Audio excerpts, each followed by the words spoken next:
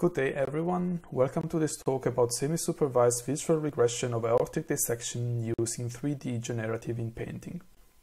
I am Antonio Pepe from Graz University of Technology, and I would also like to mention the other authors including in this work, namely Gabriel Mistelbauer from the University of Magdeburg, Christina Xaxner, Channing Li, Dieter Schmalstig and Jan Egger, also from Graz University of Technology, and Dominik Fleischmann from Stanford University. As announced in the title, we deal with aortic dissections. While other conditions of the human aorta are rather known to the general public, the dissection is a rather rare disease which affects on average 3 persons over 100,000 per year.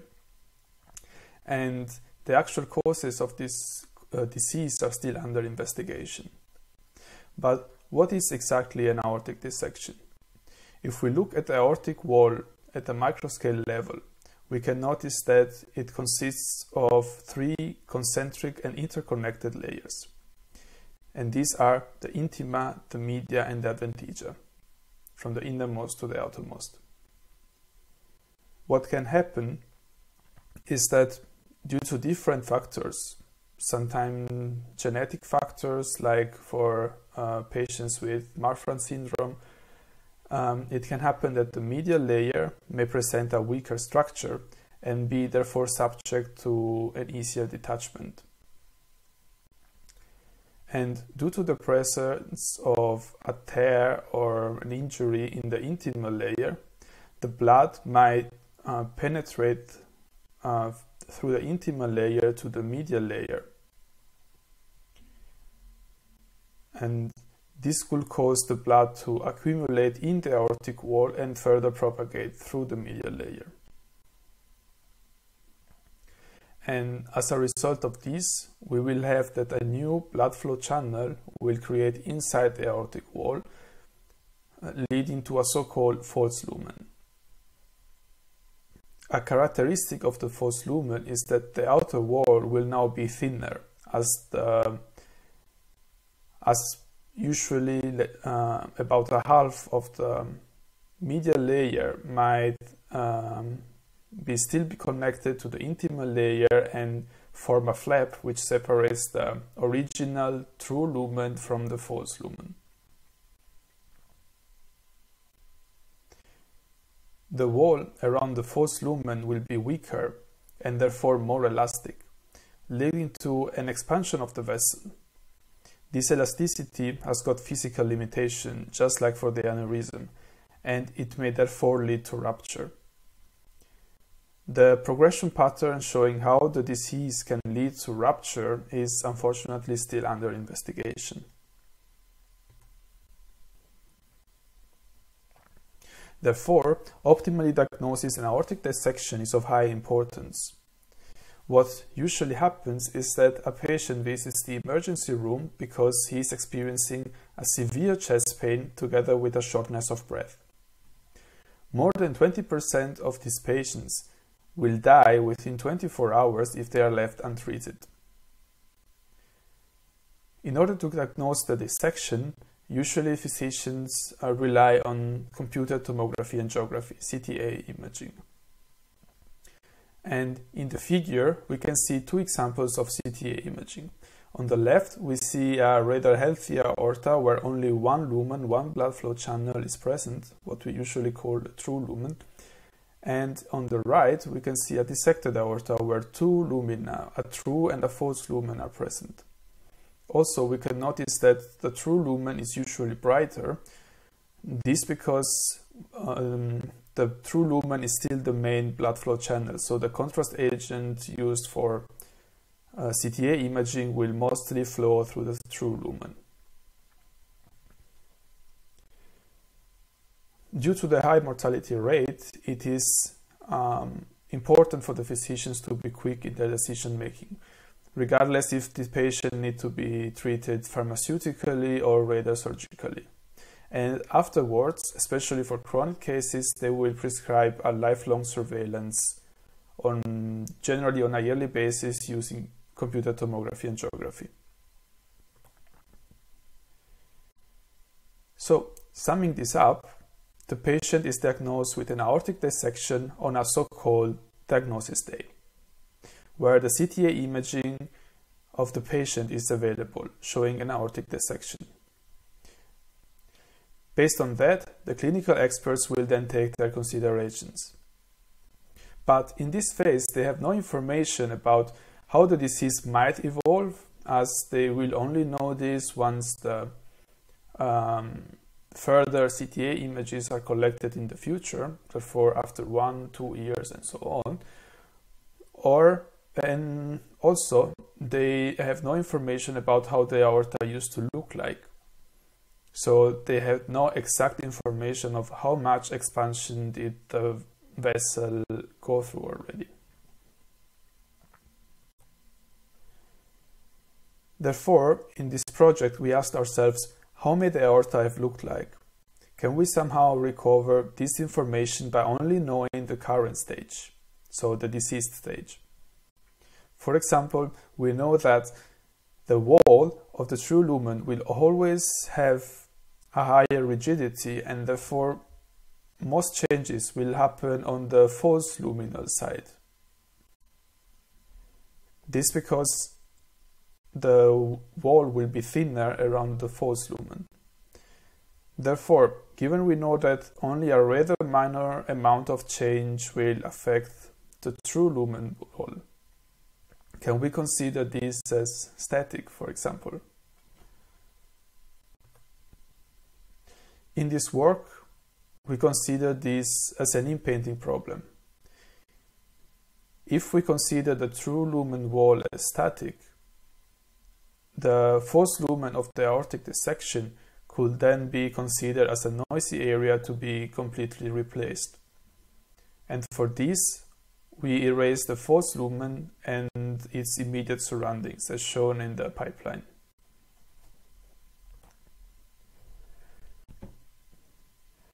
For this, we examined existing literature, and not only in the medical imaging community, and realized that back in 2018, Liu and others showed that a deep CNN, a deep convolutional neural network, like a UNet, could be used to perform free-form in-painting. A year later, Yu and others showed that manual sketches could be used to condition the edges of the in-painted areas. At the same time, in the medical imaging community, 3D generative adversarial networks were successfully used to fool radiologists in distinguishing between true and fake tumors in CT images. The visual quality of this reconstruction was then increased by using perceptual losses, as shown by, for example, Armanius and others. And finally, an interesting study was published by Nazeri and others, who suggested a two-stage approach which took the strengths of Yu and Armanius. A first generative adversarial network was used to automatically reconstruct the missing edges of an image, while a second generative adversarial network was used to infer the color information. For a higher visual quality, they introduced a compound loss, which included the effect of perceptual losses.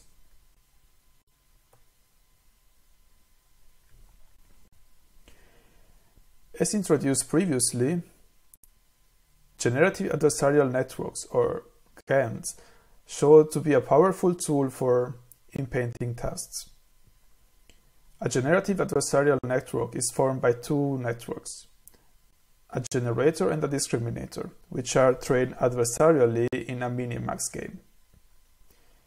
The generator is usually trained to generate realistic copies of a real data distribution, while the discriminator's goal is still to distinguish these copies from the real ones. In the original settings, the input of the generator was a so-called noise or random vector. But further research showed that real-world data with only partial information, for example, could be still used as input to the generator by using a convolutional encoder to transform this partial data to a latent representation. Examples of partial data could be for example, edge images or segmentation labels to which we want to add color information.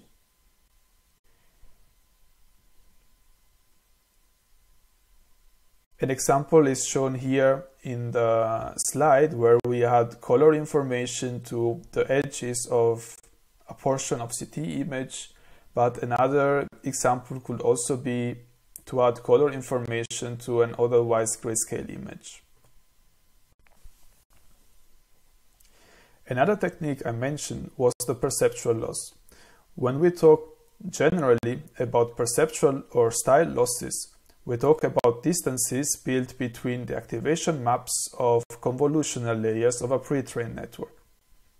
A common choice for pre-trained networks is VGG 16 or 19. Research showed that indirectly measuring the distance of two samples as the distance between the relative activation maps produces results which are usually more realistic. The main difference between perceptual and style losses is that the perceptual loss usually calculates the distance as the L1 distance between the activation maps, while the style loss calculates this distance over the so-called Gram matrix of the activation maps.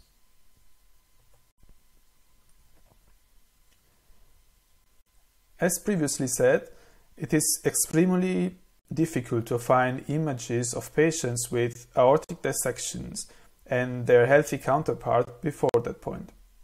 We circumvented this limitation by using public datasets of thorax CTA imaging, which were previously published by the organizers of the CAD-PE challenge and by Masudi and others. These were all images of patients with pulmonary embolism, but this did not set an issue for us as we were only interested in the descending aorta. We cropped the descending aorta with an axial size of 100 × 100 voxels, and instead for testing we used actual images of aortic dissection where we remove the false lumen and its surroundings, as shown here in the example. Also, during training, to increase the amount of shapes to be painted, we used both false lumen masks and random super ellipses. As for the network model, we followed the architecture of Nazeri and others, which I previously mentioned, with the main difference that we worked with 3D convolutional layers. The overall architecture is split into two steps. A first generative adversarial network is trained to reconstruct the missing edges in the CTA volume, given information about the missing area, the rest of the edges, and the incomplete CT volume itself. And here in figure D, we can see an example of reconstructed edges. The second generative adversarial network uses the hallucinated edges together with the incomplete CTA patch to actually infer the color information of the CTA given the reconstructed edges.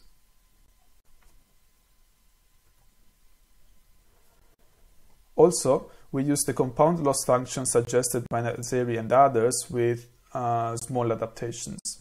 While for the first generator only the L1 and the adversarial loss are used, for the second generator, so for the network generating the color information, the Nazeri loss applies also the perceptual and style loss, which are calculated over a VGG19 network. But unfortunately, it's rather difficult to obtain pre-trained 3D networks, and we had therefore to adapt the formulations by averaging the results over the different axial slices, as shown here in the formulation. Nonetheless, this sets some limitations because it only provides perceptual information along one axis.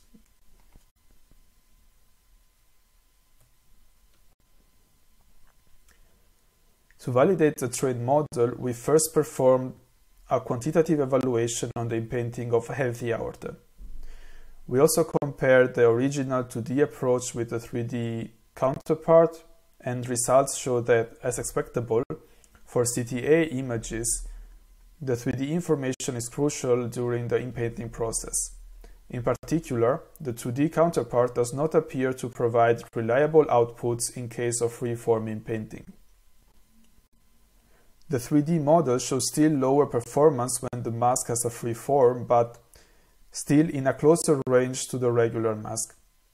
For regular masks, we use random super ellipses as they can be easily used as a brush during the content removal.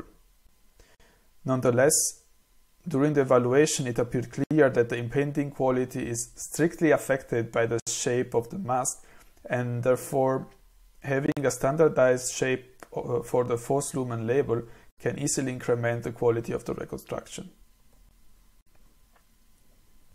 For the actual target, so for aortic dissection images, a quantitative evaluation was not possible due to the lack of image pairs of dissected image and healthy counterpart. For this, we performed a qualitative evaluation with a vascular radiologist, and what came out is that for the expert eye, the visual analysis showed that the dissection flap, which separates the two lumina, was correctly removed in almost all the images.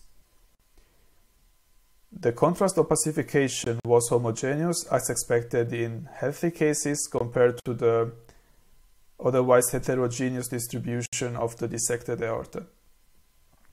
The shape was also rather circular and slightly elliptical as expected, while aortic dissections usually show a rather eccentric and ovoidal shape, as we can also see here in figure B. Additionally, what could be seen is that the appearance was usually similar enough to a non-dissected aorta, but a small difference between the inpainted area and its surroundings was usually noticeable, although this did not limit the interpretability of the images. And this was usually seen to be caused by the inpainted area to be slightly darker than the background.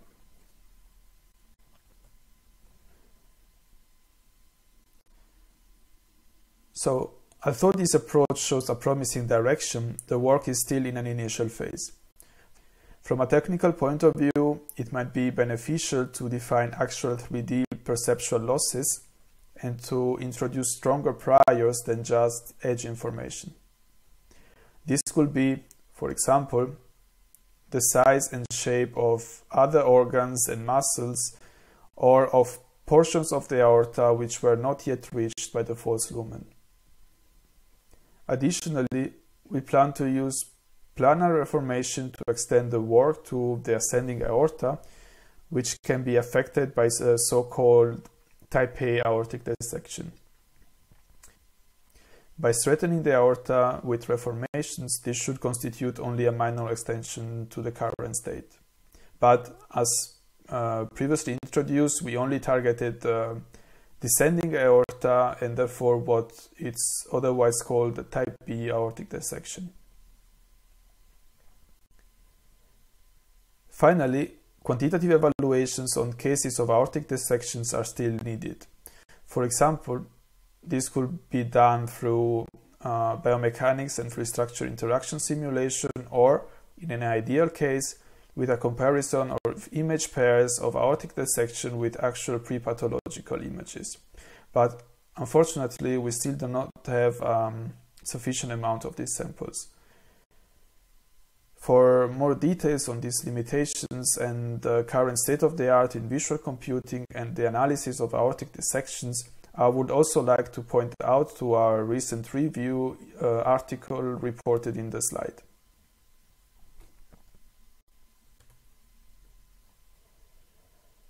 Additionally, for everyone interested in trying it out, we released a public demo of the 2D model available online at studierfenster.thu-graz.at, and a video tutorial is as well available on YouTube.